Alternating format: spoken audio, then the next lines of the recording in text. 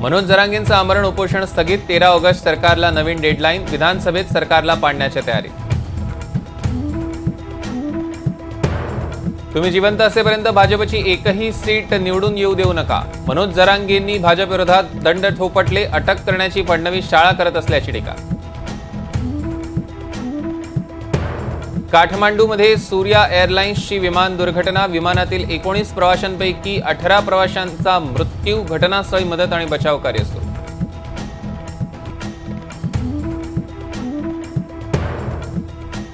India आघाडीचं budget विरोधात आंदोलन. संसद भवन परिसरात विरोधकांकडून जोरदार घोषणाबाजी. इंडिया आघाडीच्या सर्व नेत्यांची उपस्थिती.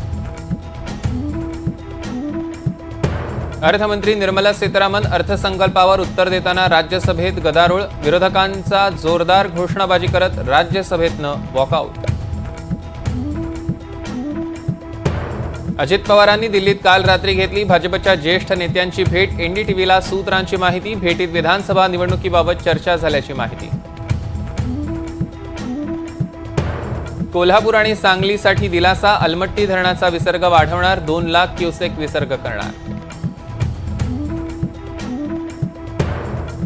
कोल्हापुरात पंचगंगा धोक्याच्या पातळीकडे. पंचगंगेची पातळी 42 फुटांवर. राधानगरी धरण 90% भरलं. पावसाचा जोर कायम. नृसिंहवाडीतील दत्त मंदिर पाण्याखाली. सांगलीत वारणेच्या पाणी पातळीत वाढ. कृष्णेच्या पातळीत 1 इंचानं घट. आयर्विन पुलावर पाण्याची पातळी 29 फुटांवर.